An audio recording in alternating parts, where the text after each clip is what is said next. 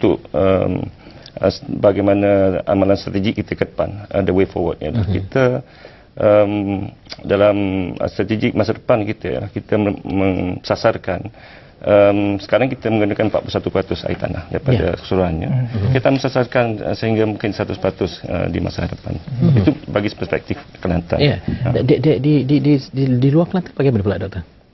Okey, Cik Sami, kalau kita lihat selain daripada Kelantan, Selangor merupakan salah satu negeri yang banyak menggunakan air tanah. Kalau kita lihatnya di Selangor, industri banyak menggunakan air tanah untuk kegunaan mereka sendirilah. Jadi mereka bina kilang, mereka bina telaga dalam kawasan kilang untuk kegunaan air yang tidak memerlukan treatment. Jadi dia pump air untuk mungkin cuci kilang and so on lah.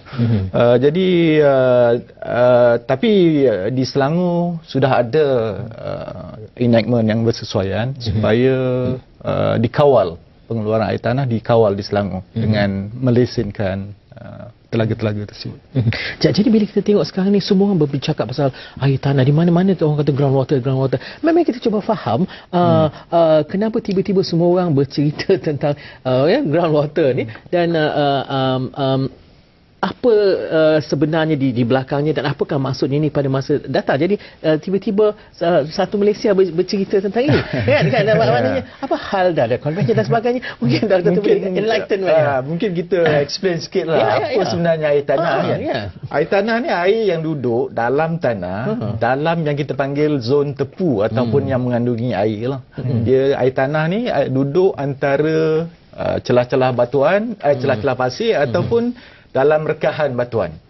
Jadi kalau hujan selalunya sebahagian daripada air hujan, kalau kita lihat kitaran hidrologi atau kitaran air, sebahagian daripada air hujan akan mengalir ke dalam sungai dan sebahagian lagi akan meresap ke dalam tanah.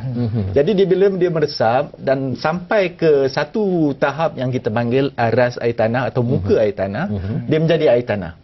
Jadi mungkin berbeza kalau setengah orang betul lah Yusuf kata sebut air bawah tanah kan. Tapi mungkin kalau air bawah tanah tu mungkin apa-apa air yang duduk bawah tanah lah kan. Dia berbeza dengan groundwater kan.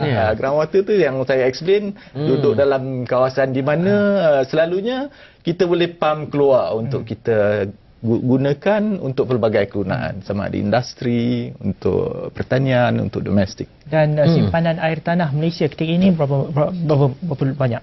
Setakat ni yang sudah dikira dalam 5,000 bilion kubik meter. Dan tempoh untuk ia meresap, kalau di Korea contoh Pulau Jeju yang mengambil masa antara 50 hingga 100 hari. Kalau di Malaysia kan? Dia banyak bergantung kepada geologi. Dia selalunya kita boleh buat mungkin ujian-ujian tertentu untuk kita tentukan berapa lama sebenarnya air hujan yang jatuh atas permukaan tanah tu akan meresap ke dalam tanah dan menjadi sebahagian daripada air tanah. Jadi banyak bergantung kepada struktur geologi. Jadi macam sekarang ni air yang kita pakai tu, okey, kalau kita boleh beri peratusan untuk seluruh Malaysia contohnya maknanya kita pakai air apa? Air yang di permukaan, lebih daripada permukaan. Yang ini saya buatlah juga research sebab nak temu baldu orang hebat ni. Dia kata kalau air apa dia kata fresh water tu 3%, yang lain tu air masin je lah. Jadi daripada 3% tu air tanah tu 30%, dan air yang kita gunakan setiap hari tu yang surface water tu dia 0.3% tak? Jadi maknanya jadi sekarang bila kita tak cukup air yang kita kata kalau takut kalau musim kering dan sebagainya tu kan. Jadi kita bergantung pada yang surface water tu yang 0.3 tu. Jadi sekarang bila kita tahu ada 30% yang mungkin belum dieksploitasi sehebat-hebatnya.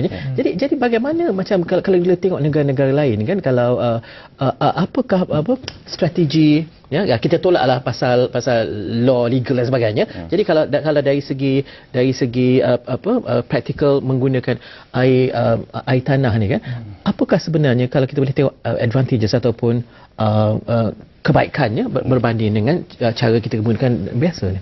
Kalau kita tengok pada kitaran air tadi, 43% daripada hujan akan